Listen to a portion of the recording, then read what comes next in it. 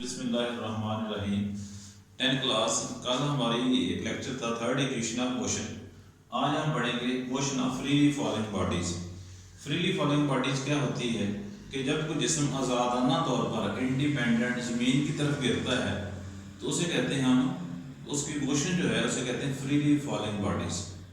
अब आपके पास जब कोई जिस्म ज़मीन की तरफ गिरता है बेसिकली होता यह है कि ज़मीन चीज़ों को अपनी तरफ अट्रैक्ट करती है और इस फोर्स ऑफ अट्रैक्शन की वजह से चीज़ें ज़मीन की तरफ मूव करती हैं। और जब कोई चीज़ फ्रीली गिरे under the action of gravitational force of earth तो उसकी जो मोशन है वो बन जाती है फ्रीली फॉलिंग। ठीक है, motion of freely falling bodies. अब आज हमने ये डिस्कस करना है, गैलीलियो एक साइंसदान था फिजिक्स का। गैलीलियो ने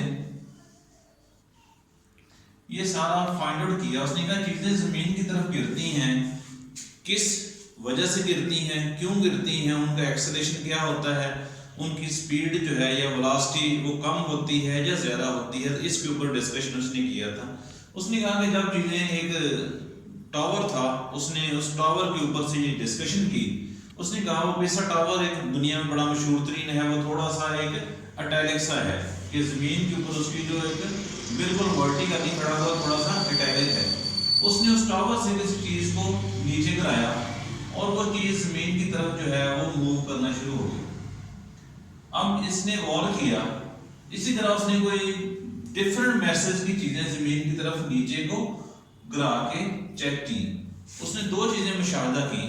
उसने कहा जब जो जिस्म नीचे गिर रहा है तो चाहे वो चीज उसका मैस कम है चाहे उसका मैस ज्यादा है, उन सब का सेम एक्सेलरेशन है, जिसको उसने नाम दिया। क्योंकि ये under the action of gravitational force है, इसलिए इस एक्सेलरेशन का नाम उसने दे दिया ग्रेविटेशनल एक्सेलरेशन। क्योंकि ये जिस्म की जो मोशन है ये under the action of gravitational force of earth है, इसलिए ये एक्सेलरेशन जो बन गया ये ग्रेविटेशनल एक्सेलरेशन बन गया। उसने कहा चाहे ये चीज लाइट वेट हो, उसका मैस कम हो, चाहे वो हैवी वेट हो, उसका मैस ज्यादा हो, तो उन सब का एक्सेलरेशन सेम एक्सेलरेशन से जमीन पर गिरती हैं और एक जैसा टाइम लगाती हैं। यानी ये नहीं होता कि हैवी चीज जल्दी गिर जाए और लाइट चीज जो है वो लेट। उसने कहा तमाम चीजें डिफरेंट मैसेज की उसने ऑब्जेक्ट करवा के देखी और तमाम चीजें जो जमीन तक पहुंचती थी वो एक ही वक्त में पहुंची। सेकंड बात उसने ये नोट की कि जब कोई जिस्म जमीन की तरफ गिर रहा है तो उसकी जो वेलोसिटी है उसमें इंक्रीज हो रही है। कि अगर कोई जिस्म नीचे को जमीन की तरफ आ रहा है उसकी वेलोसिटी इंक्रीजेस, उसकी वेलोसिटी बढ़ती है, उसकी स्पीड बढ़ती है। और इसी तरह उसने एक बॉल है उसको आसमान की तरफ गिरा के देखा कि जब वो बॉल हम ऊपर की तरफ फेंकें उसकी वेलोसिटी जो होती है वो कम हो जाती है, वेलोसिटी डिक्रीजेस। इसी तरह जब कोई चीज वही बॉल जब जमीन की तरफ वापस मुड़ती है, एक वक्त आता है, एक लम्हा आता है, वहां उसकी वेलोसिटी जीरो हो जाती है और फिर वो जब जमीन की तरफ वापस मुड़ती है उसकी वेलोसिटी आहिस्ता आहिस्ता आहिस्ता आहिस्ता बढ़ना शुरू हो जाती है। तो ये दो चीजें उसने ऑब्जर्व की। एक उसने ये ऑब्जर्व किया कि जब कोई जिस्म जमीन की तरफ वर्टिकली डाउनवर्ड मूव करता है उसकी वेलोसिटी इंक्रीज होती है और जब कोई जिस्म जमीन की तरफ वर्टिकली अपवर्ड मूव करता है उसकी वेलोसिटी डिक्रीज होती है। तो ये ग्रेविटेशनल एक्सेलरेशन आज हम ये पढ़ेंगे कि ग्रेविटेशनल एक्सेलरेशन क्या होता है।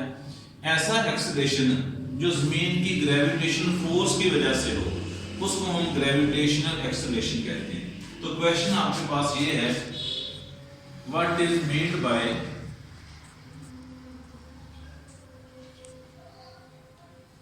Gravitational acceleration.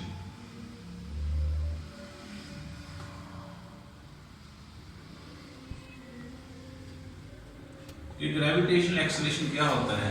ऐसा एक्सेलरेशन जो जमीन की ग्रेविटेशनल फोर्स की वजह से अमल में आए तो उस एक्सेलरेशन को हम क्या कहते हैं?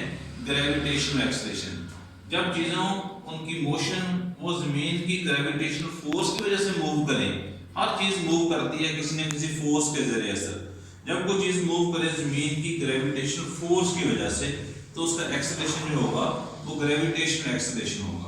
इसकी हम डिफाइन ये भी लिख देते हैं, the acceleration of a body under the action of gravitational force of earth is called gravitational acceleration.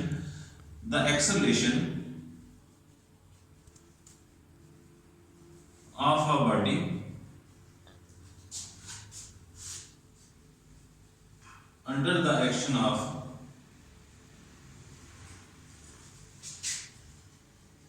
gravitational force of earth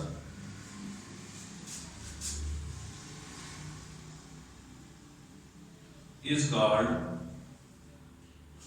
उसे हम कहेंगे ग्रेविटेशनल एक्सेलरेशन। या आप इसको ये कह सकते हैं the acceleration of freely falling body is called gravitational acceleration. और इस ग्रेविटेशनल एक्सेलरेशन को जी से हम रिप्रेजेंट करते हैं और इसकी वैल्यू होती है 10 मीटर पर second square at the surface of earth. अगर कोई चीज जमीन की सरफेस पर पड़ी हुई है तो उसमें वहां इसकी जी की वैल्यू जो होगी वो होगी 10 मीटर पर सेकंड स्क्वायर या near the surface of earth. अगर जमीन के करीब तरीन है वो जिस्म तो उसका एक्सेलरेशन जो होगा तो वो होगी आपके पास 10 मीटर पर सेकंड स्क्वायर। और ये कांस्टेंट वैल्यू है on the surface of earth and near the surface of earth. जैसे जैसे हम जमीन से हाइट पर चलते हैं, जमीन से दूर होते जाते हैं, इस जी की वैल्यू में कमी आती जाती है क्योंकि जमीन की ग्रेविटेशनल फोर्स जो है वो कम होती जाती है, इस तरह जी की वैल्यू भी कम होती जाती है। तो इसका लिंक है जमीन से हाइट के ऊपर। वो अभी इस चैप्टर में डिस्कस नहीं हुआ, नेक्स्ट चैप्टर में डिस्कस होगा तो हम इसको करेंगे।